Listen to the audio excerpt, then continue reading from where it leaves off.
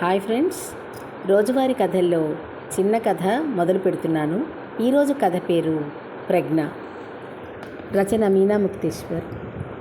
ప్రజ్ఞ కూర్చొని పిల్లలకు సంస్కృతం పాఠాలు చెబుతుంది. సంస్కృతం నేర్చుకోవాలని చాలా కొద్ది మందికే ఉంటుంది. అలా 10 మంది పిల్లలు ప్రజ్ఞ దగ్గర నేర్చుకుంటూ ఉంటారు. పక్కనే గోదావరి పాయ. అక్కడ ఒక కుటీరంలా ఏర్పరచుకొని ఒంటరిగా సన్యాసినిలా ఆ మహాదేవుడికి లింగాభిషేకాలు చేయిస్తూ, ఆయన పూజలు ప్రతిరోజు చేయిస్తూ, ప్రతిరోజు శివుని భజనలు, ఉత్సవ దినాల్లో ఆయనకు రుద్రాభిషేకాలు అలా చేయిస్తూ ఒక భక్తురాలిగా జీవితం గడుపుతుంది 35 ఏళ్ల ప్రజ్ఞ. ప్రజ్ఞ కుటీరం ముందు ఒక కారు ఆగింది. అందులో నుండి ప్రదీప్, రమ్య పిల్లలు దిగి వస్తున్నారు. అక్కడ శివుడికి సేవ చేయడానికి వారికి వారుగా అక్కడ నివాసం ఉంటున్నారు వృద్ధ దంపతులు, నారాయణ గారు, నిర్మలమ్మ గారు. నిర్మలమ్మ గారు లోపలికి వచ్చి ప్రజ్ఞ, ప్రదీప్ వాళ్ళు వచ్చారు అని చెప్పింది. నవ్వుతూ కళ్ళజోడు అద్దాలను తుడుచుకొని బయటకు వచ్చింది ప్రజ్ఞ. ప్రదీప్ అలానే చూశాడు ప్రజ్ఞ వైపు. నవ్వుతూ నమస్కరించింది ప్రజ్ఞ. రమ్య నవ్వుతూ, ఇటుపక్క దేవాలయానికి వచ్చామక్క, నిన్ను కూడా చూడాలనిపించింది, అందుకే ఇలా వచ్చాం అన్నది రమ్య. మంచిదే అన్నది ప్రజ్ఞ. ప్రదీప్ ప్రజ్ఞ వైపు అలాగే చూశాడు. ఎలా ఉండేది ప్రజ్ఞ? ఖరీదైన దుస్తుల్లో కార్లలో తిరుగుతూ ఎంతో అందంగా ఉండేది. చేనేత వస్త్రాలు ధరించి లేని పేదరికాన్ని మూటగట్టుకున్నట్లు కళ్ళజోడు పెట్టుకున్న ప్రజ్ఞ వైపు చూసి మనసులోనే బాధపడ్డాడు ప్రదీప్. పిల్లలిద్దరూ తోటలోకి పరిగెత్తారు. రమ్య వారి వెనకే వెళ్ళిపోయింది. బాగున్నావా ప్రజ్ఞ అన్నాడు ప్రదీప్ కళ్ళనీళ్లతో. బాగున్నాను అన్నది ప్రజ్ఞ చిరునవ్వుతో. జీవితాన్ని కోల్పోయిన ఆ ముఖంలో ఆ చిరునవ్వుల వెలుగులు ఎలా ఉంటాయో అర్థం కాలేదు ప్రదీప్కి. ఇలా ఒంటరిగా అంటున్న ప్రదీప్ మాటకు అడ్డు వచ్చింది ప్రజ్ఞ. మహాదేవుడు ఉన్నాడుగా నాకు తోడుగా, ఆ వృద్ధ దంపతులను కూడా ఇక్కడకు చేర్చాడు.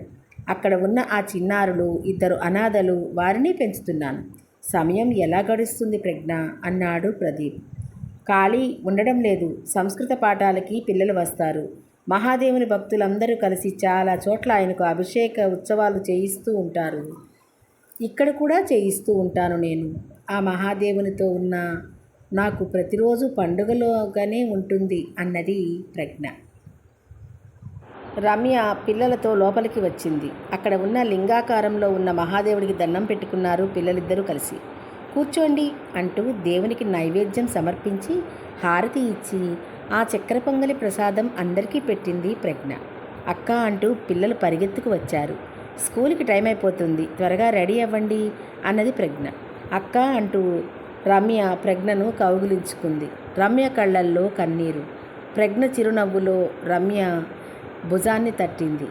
గత రోజులు నీకు గుర్తుకు రావా అసలు అన్నది అమాయకంగా రమ్య. జరిగే కాలాన్ని ఆనందంగా గడపాలి అంతే, గతమెందుకు అసలు అన్నది నవ్వుతూ ప్రజ్ఞ.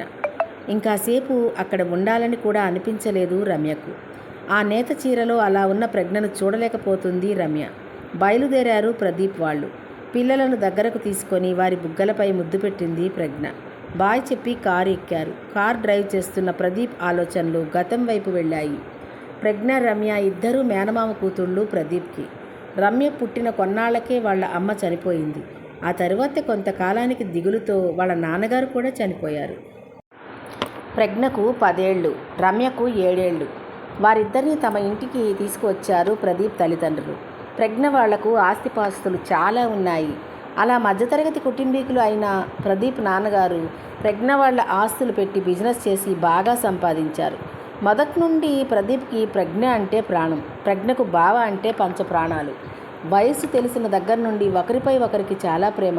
అలా వారు ఎంతో సంతోషంగా ఎదిగి చదువైపోయి ఎంతో ఆనందంగా ఉండేవారు. ఉద్యోగ ట్రైనింగ్ కోసం 1 సంవత్సర కాలం లండన్ వెళ్ళాడు ప్రదీప్. బావ ఎప్పుడు వస్తాడా అని ఆశగా చూసేది ప్రజ్ఞ. అత్తమామలు కూడా మురిసిపోయేవారు ప్రజ్ఞను చూసి. తెల్లగా ఉండే రమ్య కన్నా సరిపడా రంగులో ప్రజ్ఞ చాలా కళగా ఉండేది. రమ్య కూడా అక్కకి బావకి పెళ్ళెప్పుడు అంటూ ఆటలు పట్టించేది. అలాగే ఎంతో ఆనందంగా జరుగుతున్న జీవితంలో అనుకోని ఒక సంఘటన జరిగింది. లండన్ నుండి ప్రదీప్ 2 రోజుల్లో వస్తున్నాడని ఆనందంతో జరగబోయే పెళ్లి కోసం కలలు కన్నది ప్రజ్ఞ. రావడమే ముహూర్తాలు పెట్టించటానికి అన్నీ సిద్ధం చేసి ఉంచారు అత్తవాళ్ళు. దగ్గరలోనే ఉన్న ఫ్రెండ్ వాళ్ళ ఊర్లో అమ్మవారి జాతర జరుగుతుంటే అమ్మవారికి చీర, పసుపు, కుంకుమ ఇస్తే మంచిదన్నారని వాళ్ళతో వెళ్ళింది ప్రజ్ఞ. అలా జాతరలో అమ్మవారికి పసుపు, కుంకుమ ఇచ్చారు ఆనందంగా. ఆ రాత్రి వాళ్ళ ఫ్రెండు వాళ్ళ ఇంట్లో బస చేశారు. ఆ ఉత్సవానికి వచ్చిన ఒక ఊర్లన్నిటికీ ప్రెసిడెంట్ అయిన వాళ్ళ అబ్బాయి ధీరజ్ కూడా వచ్చాడు. అమ్మవారి జాతర చూసుకుని వెళుతుంటే బాగా వర్షం, గాలి వచ్చాయి. తమ ఇంట్లో ఉండమని రజని వాళ్ళ నాన్నగారు చెబితే అతను అక్కడికి వచ్చాడు. అందరూ గాఢ నిద్రలో ఉండగా ప్రజ్ఞపై ఎవరో చెయ్యి వేసినట్లు అనిపించింది. ప్రజ్ఞ అరవబోయేసరికి ఆమె నోరు గట్టిగా మూసి పక్కనే ఉన్న స్టోర్ రూంలోకి తీసుకువెళ్ళాడు ధీరజ్. అక్కడ తలుపులు వేసేశాడు. ఆ గది మూలగా ఉండడంతో అరిచిన అరుపులు కూడా ఎవ్వరికీ వినిపించవు. ధీరజ్ కాళ్ళు పట్టుకొని బతిమాలింది ప్రజ్ఞ. తన ప్రాణం కన్నా ఎక్కువగా ప్రేమించే బావ ఉన్నాడని, అతనిని పెళ్లి చేసుకోవాలని ఎన్నాళ్ళ నుండో ఎదురు చూస్తున్నానని ఎంతో దీనంగా వేడుకుంది.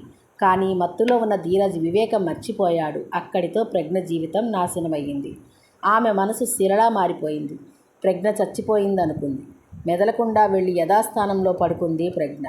తనకు బావను పెళ్లి చేసుకోవడం ఇష్టం లేదని రమ్యను పెళ్లి చేసుకోమని బతిమాలి వాళ్ళిద్దరికీ పెళ్లి జరిగేలా చేసింది. ప్రదీప్ ఎంత కాదన్నా ఊరుకోకుండా పోరాడింది ప్రజ్ఞ. అక్క అలా ఎందుకు చేసిందో అర్థం కాలేదు రమ్యకు. అలా అని అక్క మాటకు ఎదురు చెప్పేంత తెలివి కూడా లేదు రమ్యకు. వాళ్ళ ఆస్తులతోనే తాము ఇంతవారం అయ్యామని ఆలోచనతో ప్రదీప్ తల్లిదండ్రులు కూడా గోల పెట్టేసరికి తప్పక తాళి కట్టాడు ప్రదీప్. ఆ తర్వాత ప్రజ్ఞ తన ఆస్తిలో కొంత భాగం తీసుకుంది. తనకు అన్యాయం జరిగిన ఊళ్ళోనే ఆ నదీపాయ దగ్గర ఉన్న ఆ గుడి దగ్గర ఆ కుటీరం ఏర్పాటు చేసుకుంది. అప్పటి నుంచి ఇప్పటి వరకు ఆమె అలాగే జీవిస్తుంది. మధ్యలో ఆమెకు భయంకరమైన కడుపు నొప్పి రావడంతో ఆమెకు ఆపరేషన్ చేసి గర్భసంచి కూడా తీసేశారు. అక్కడితో ప్రజ్ఞ ఆ మహాదేవుని పూజలకే అంకితమైపోయింది శాశ్వతంగా. ధీరజ్ ఎన్నోసార్లు వచ్చాడు. తను చేసిన తప్పును క్షమించమన్నాడు. ఆమెను పెళ్లి చేసుకుంటానని పెద్దల ద్వారా కూడా వచ్చి అడిగాడు. అయినా ఒప్పుకోలేదు ప్రజ్ఞ. చిరునవ్వు నవ్వి ఊరుకుంది అంతే. కోరిక యొక్క దుఃఖం ధీరజ్ మనసులో జీవితాంతం ఒక శిక్షలా నిలబడిపోయింది. పెళ్లి చేసుకున్నాడు, పిల్లలు పుట్టారు. కానీ అతని మానసికంగా ఏ సుఖము పొందలేదు. తరువాత అతని మనసులో ఒక దుర్మార్గమైన కోరిక వల్ల కలిగిన దుఃఖాన్ని దిగమింగలేకపోయాడు. తను చేసిన తప్పుని ప్రదీప్కి చెప్పి మరీ బాధపడ్డాడు అతనే.